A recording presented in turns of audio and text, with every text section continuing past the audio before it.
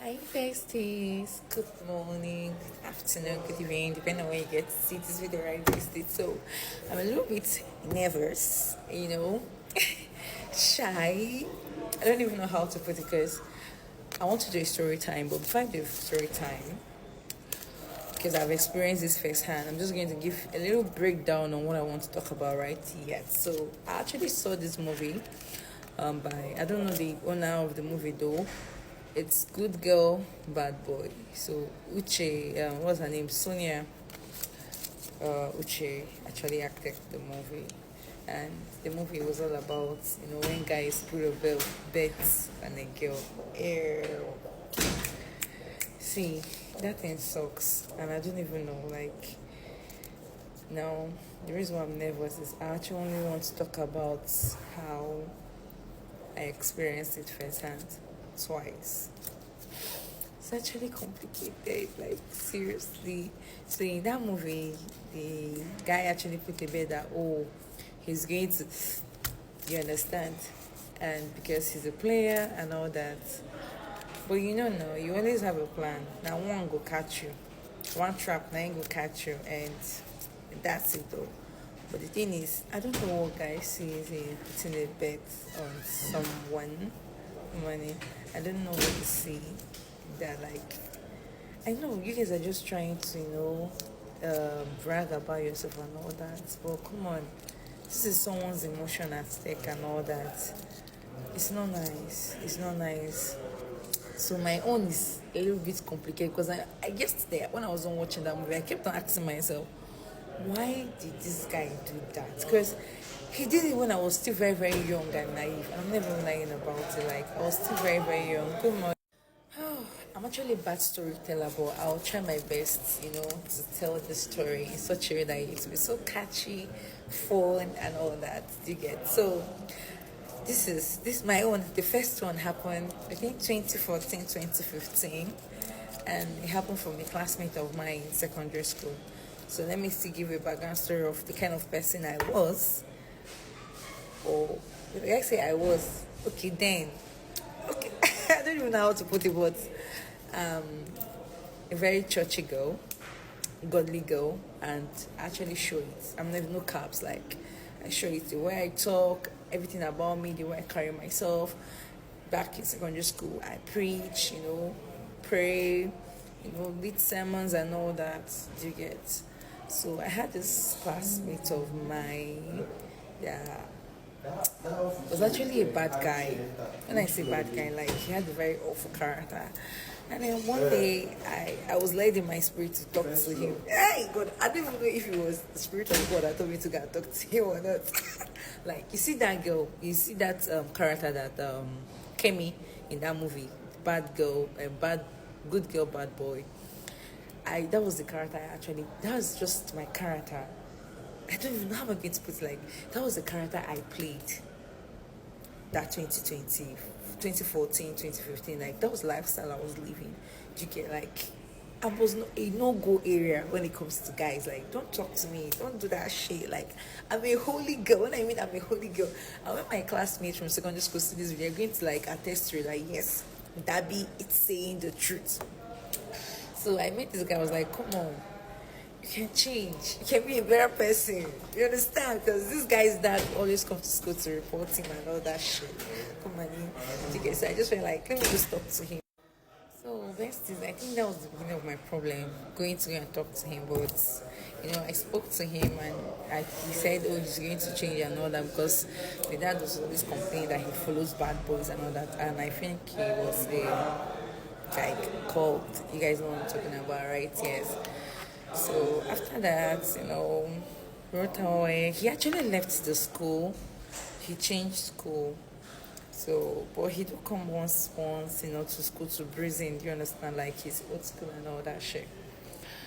So that was how finished our egg and everybody, went.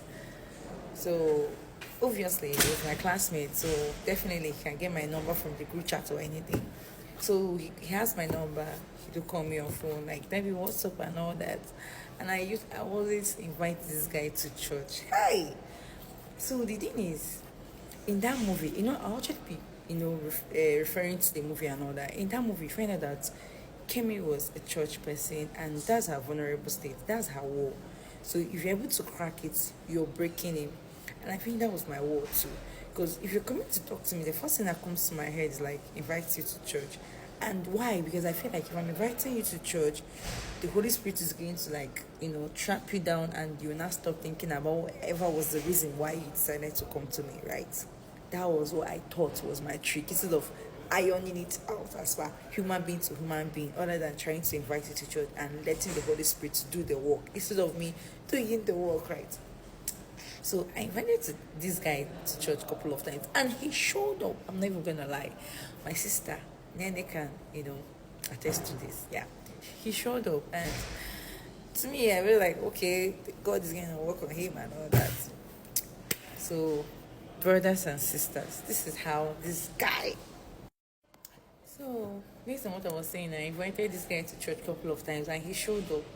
Now there's something I want to say. Like in my head I was thinking, based on the fact that I'm inviting him to church, and I've not talked to him about, oh, I can't be your girlfriend and all that, because he was literally asking me, oh, he wants me to be his girlfriend and all that. I was like, I can't be your girlfriend because I'm a Christian, right? Yeah, and we don't do such. So I felt, oh, inviting him to church was going to help matter, instead of ironing everything out with him. Now I want to also say something. Let me tell you something. Guys know what they want, and they actually go for what they want. Do you get? Now a guy knows your vulnerabilities. Your vulnerabilities, like he knows how to crack you open. He knows how to get access to you. Do you get? And he will do that effortlessly, and you're going to fall for it, and they don't care. Now, why am I saying this? That's why you see a guy who asks you out, and when you accept, he start misbehaving.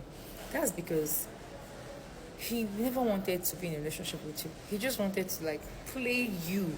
See, guys, they do this and they win always. So try and learn from my lessons, right? Good. So now this guy comes to church, we talk once and all that. So tell me why this guy will now go and bet with his classmates from another school. So mind you that this school is all boys, and I think it's actually a Catholic school or something, like it's a church school or something like that. So this guy goes and he tells him, like, I have a girlfriend. Did he say girlfriend? I don't know how he put it, but I'm just trying to say something. So he goes and tells them that, oh, he knows this girl, Dabby, because that's what they call me. Yeah, she's a no-go area girl. She's gonna say a freaking damn no to you. She doesn't care. She's not after your money and all. So he tells them, I'm a church girl. Like, this guy literally bragged about me. How? Because I said no to you doesn't mean I'm gonna say no to another person. So why are you gonna put a bet on me with your freaking them classmates? Like, guys. And he's like, it's not possible. Debbie, I know Debbie. Debbie is my classmate. Debbie will not fall. Debbie is a church girl. Debbie is a Christian. If you ask her out, she'll invite you to her church. Hey, God, I mean, the story is getting interesting. So they put their bets, right? And then Tina said, oh, they're going to give, now, as their group, I don't know their group, if they are 5 or 10 or anything, but they shall, we are plenty. So they not choose somebody, you that knows how to talk to girls, handle it to you. This is when the story gets juicy, you know what I'm saying? So let's call this guy Mr. B, and they called that other guy Mr. A, right here. So obviously Mr. A gives Mr. B my number. I cannot even remember because it's been like years. It's more than 5 years now, right? More than 10 years now, yes. So I can't remember how the conversation went and all that. But so this guy started talking to me and he's like, oh, someone gave me, and I was like, I don't know, who gave you my number, blah, blah, blah. I was interrogating this guy. Me, I'm an interrogator. I kept on asking questions. This guy didn't want to say anything to me. He was like, oh, he wants me to be his friend and blah, blah, blah, blah, blah. And obviously, I'm like, you have to come to my church. Oh, Jesus Christ. I don't know why I was thinking, I don't know why I thought church was going to rescue me instead of talking to someone who was more experienced than me, probably my elder sister, and then help her so she can help me, tell these guys to leave me alone. I felt, I